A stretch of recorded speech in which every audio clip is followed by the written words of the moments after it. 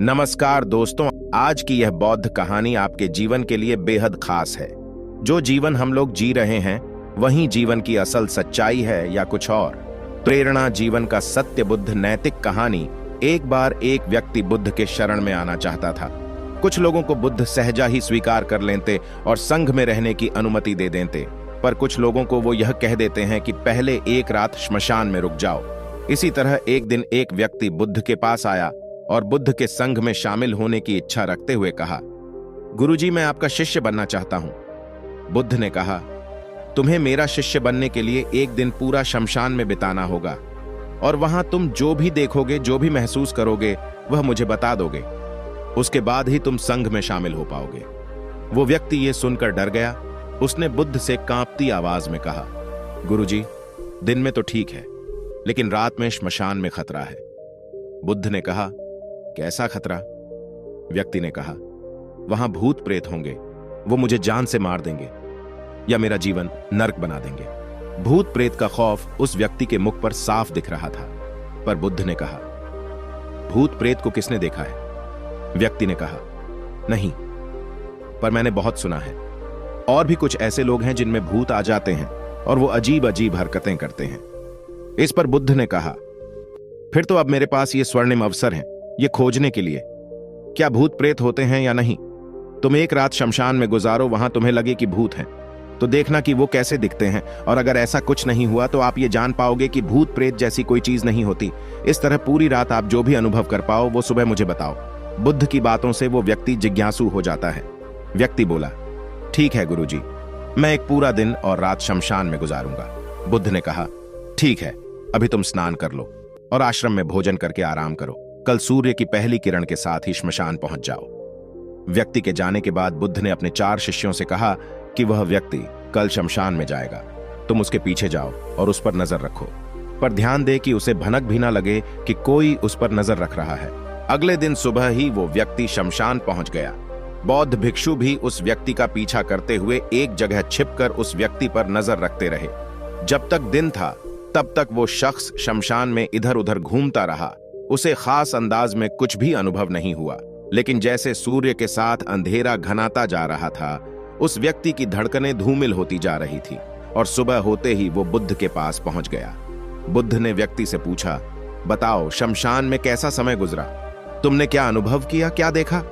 व्यक्ति बोला, गुरुजी, जैसे ही मैं सुबह शमशान पहुंचा तो कुछ घंटे बाद मुझे कुछ लोगों की भीड़ शमशान की ओर आती दिखाई दी, जो एक अर्थी ले आ रही थी।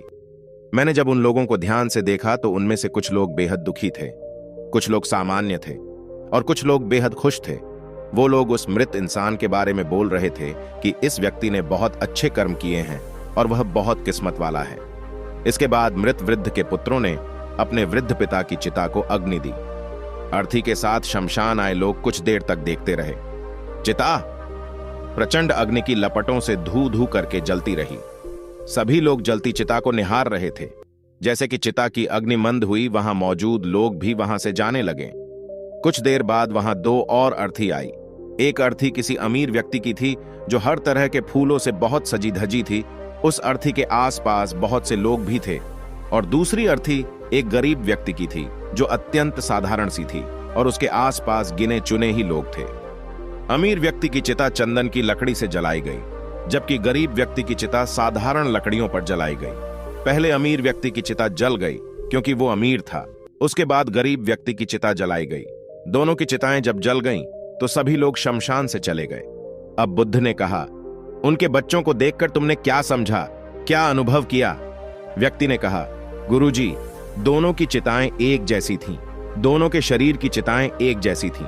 उसके बाद जब सब कुछ जलकर राख में बदल गया तो वो राख भी एक समान ही थी। गुरुजी, उसके बाद वहां एक महिला की अर्थी आई। उस महिला का पति बहुत दुखी था और सभी उसके पति को सांत्वना दे रहे थे। अर्थी के साथ श्मशान में आए बाकी लोग भी बहुत दुखी थे। हे बुद्ध, मैंने देखा कि बहुत से लोग विश्वसनीय ज्ञानी थे। वो ज्ञान की बातें कर रहे थे। मैंने ध्यान से उनकी बातों को सुना तो वो बोल रहे थे कि अर्थी की सवारी करते हुए मृत एक दिन तो यात्री यहाँ आते ही हैं। जीवन में हमें मानवता और परोपकार से जीना चाहिए।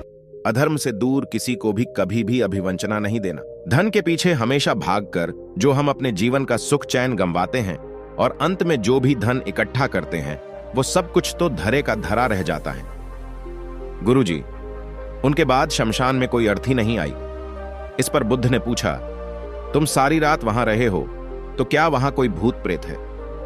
व्यक्ति बोला, नहीं, वहां मुझे कोई भूत प्रेत नहीं दिखा। हालांकि मन में एक डर तो था, पर सच कहूं तो पूरी रात मैं अपने आप से ही डरता रहा। कभी कभी वाद्य यंत्रों के हिलने से, मछुआरों की आवाजों से, तो कभी वहां आसपास मौजूद जीव जंतुओं की आवाजों से डरता रहा, लेकिन पूरी रात मुझे कोई भूत प्रेत नजर नहीं आया। बुद्ध ने उस व्यक्ति से कहा, ठीक है, अब तुम जाओ और आश्रम में आराम करो। कल फिर आपको पूरा एक दिन और रात श्मशान में रुकना होगा। अब वो व्यक्ति ये सुन बोला, आप क्या कह रहे हैं गुरुजी? आपकी बात, पूरा दिन और पूरी रात मैं शमशान में पड़ा रहा। वो समय मैंने कैसे गुजारा है मैं ही जानता हूं। बुद्ध ने कहा, देखो, जो विशिष्ट वस्तु तुम्हें वहां मिलनी थी वो तुम्हें अभी तक नहीं मिली है। जब तक वो चीज आपको नहीं मिल जाए मैं आपको संघ में शामिल नहीं कर सकता। तुम एक दिन और वहीं रुको, तुम्हें वो सब मिल जाएगा। व्यक्ति बोला, ठीक है, मैं कल एक दिन और रात और साहस कर लूंगा। शमशान में रुकने का अगले दिन प्रातः वो व्यक्ति बुद्ध का आशीर्वाद लेकर फिर से शमशान पहुंच गया। एक दिन पूरा और रात विश्राम कर वो व्यक्ति अगली सुबह फिर बुद्ध के पास पहुंचा, लेकिन इस बार उस व्यक्ति के चेहरे पर एक अलग ही तेज और अलग ही खुशी की झलक दिख रही थी, मानो उसे वो मिल गया हो। लेकिन बुद्ध अपने मुंह से सिद्धांत चाहते थे, इसलिए बुद्ध ने एक ही सवाल किया कि आपको वो चीज क्या मिली? व्यक्ति बोला, हाँ गुरुजी, मुझे वो मिल गया। बुद्ध ने पूछा कि बताओ, तुम्हें वहां क्या मिला? व्यक्ति ने कहा, गुरुजी, मुझे जीवन का अर्थ समझ में आया। मैंने वहां कुछ लोगों को देखा जो शाम को अर्थी लेकर आए थे। अर्थी के पीछे कुछ 20 लोग बिलखते चल रहे थे, कुछ अर्थी के आगे आगे चल रहे थे और कुछ लोग राम नाम सत्य बोलते हुए अर्थी के ऊपर फूल फेंक रहे थे।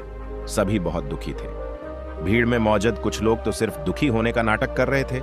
इसके कुछ देर बाद अर्थी को जमीन पर रख दिया गया और शरीर को उठाकर चिता पर लिटा दिया गया। मैंने उस अर्थी से चाहत चाही थी, पर वह उठ न सका। अपने पिता को गले लगाना चाहता था, लेकिन मैं नहीं कर सका। मैं भाई को गले लगाकर यह कहना चाहता था कि तुम अपना और माता पिता का ध्यान रखो।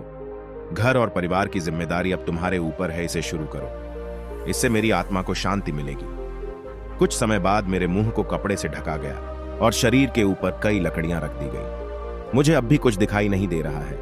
फिर उसके बाद मुझे बहुत गर्मी महसूस हुई। मुझे मिला कि मुझे अब जलाया जा रहा है। धीरे धीरे लकड़ियों के साथ मेरा पूरा शरीर जलने लगा। मेरा दम घुट रहा था। मैं चाहता था। अंतिम अग्नि ने प्रचंड रूप धारण कर लिया और धीरे धीरे मैं भी उस अग्नि में पूरी तरह खो गया।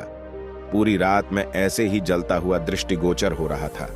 मैंने देखा, आखिरी रूप में मैं एक राख बन चुका हूं। वह पूरी रात ना तो मुझे डर लगता है, ना ही मुझे डर का एहसास हुआ। जब आंख खुली तो एक तेज रोशनी मेरी आंखों पर पड़ी। मैंने देखा कि ये तो मैं हूं, वो भी शरीर के साथ। मुझे बहुत खुशी का अनुभव हुआ। उसके बाद मेरे मन से ना जाने कितना समय खत्म हो गया और मैं तुम्हारे पास आ गया। बुद्ध बोले कि आप अब संघ में शामिल हो सकते हैं, क्योंकि अब ज्ञान रूपी उस बीज को तुमने प्राप्त कर लिया है। नमूना शरीर को भूलकर स्वयं को देखने की इच्छा होती है।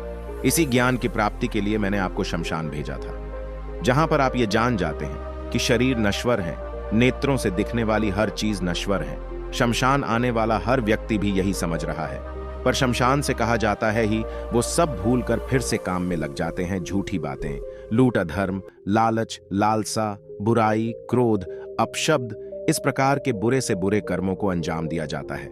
अब भीतर का ज्ञान तब तक नहीं समझ सकते जब तक मृत्यु को निकट से देखा और समझा ना जाए। स्वास्थ्य की जगह समझ में आ सकती हैं जो अत्यंत बीमार हैं या जो बहुत लंबे समय से अच्छे स्वास्थ्य से चल रहे हैं। ठीक उसी प्रकार जीवन का महत्व है जिसे एक जगह पर समझा जा सकता है। अब आपके इसी बीज को लक्ष्य कर ध्यान की मदद से स्वयं को जाना जाता है और ज्ञान की उस सीमा पर छोड़ दिया जाता है जिसे खोजने के बाद कुछ भी शेष नहीं रह जाता है। कोई इच्छा, कोई लालसा शेष नहीं रह जाती। मन हर दृष्टिकोण से मुक्त हो जाते हैं। सब शून्य में समाविष्ट हो जाते हैं। मन में जिज्ञासा का कौतूहल शांत होकर ज्ञान रूपी शांति में बदल जाता है। यहीं से परम शांति, सुख, परमानंद का आनंद और अनुभव प्राप्त होना प्रारंभ होता है। तो दोस्तों, आज आपने इस जीवन का सत्य बुद्ध नैतिक कहानी से क्या सीख ली है, कमेंट करके जरूर बताएं।